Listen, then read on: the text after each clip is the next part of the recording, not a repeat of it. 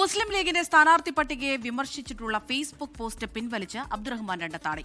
തിരുരങ്ങാടിയിൽ PMA സമീറിന് സ്ഥാനാർത്ഥിത്വം നൽകിയതിനെതിരെയിട്ട പോസ്റ്റാണ് delete ആക്കിയത്.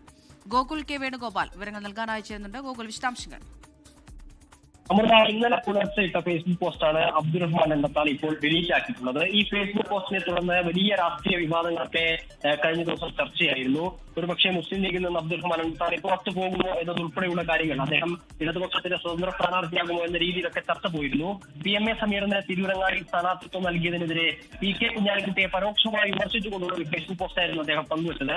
പിന്നീട് കഴിഞ്ഞ ദിവസം രാത്രി പാണക്കാട് കുടുംബത്തിലെത്തിയതിനു ശേഷം ഈ പ്രശ്നങ്ങൾ പരിഹരിച്ചതിനെ തുടർന്ന് മണിക്കൂറുകളോളം അദ്ദേഹത്തിന്റെ ഫേസ്ബുക്ക് വാളിൽ അദ്ദേഹത്തിന്റെ ആ പോസ്റ്റ് ഉണ്ടായിരുന്നു. എന്നാൽ അല്പസമയം മുമ്പാണ് അത് അപ്രത്യക്ഷമായിരിക്കുന്നത്.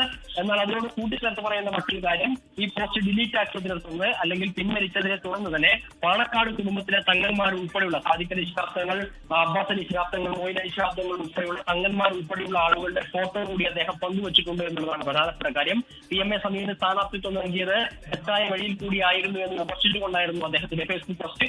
ആദ്യഘട്ടം അദ്ദേഹം ഒരു ഫേസ്ബുക്ക് പോസ്റ്റ് പരോക്ഷമായി സാദിഖ് അലി ശിഹാബ്ദങ്ങളെയും വിമർശിച്ചുകൊണ്ട് ഇട്ടിട്ടുണ്ടായിരുന്നു. അതും വിവാദമായതോടെ പിൻവലിച്ചു. പിന്നീടാണ് PK കുഞ്ഞാലിക്കുട്ടിക്ക് വിമർശനം എന്ന രീതിയിൽ വരുന്ന ഒരു ഫേസ്ബുക്ക് പോസ്റ്റ് ഇട്ടത്.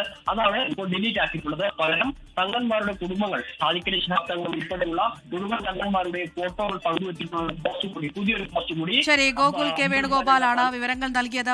ലോകത്തെവിടെയായാലും ഏത് സമയത്തും 24 വാർത്തകളും ഓഗ്മെന്റഡ് റിയാലിറ്റി പാക്കേജുകളും എക്സ്പ്ലെയിനറുകളും വിശദമായി കാണാൻ ഞങ്ങളുടെ YouTube ചാനൽ നിങ്ങൾക്ക് സബ്സ്ക്രൈബ് ചെയ്യാം.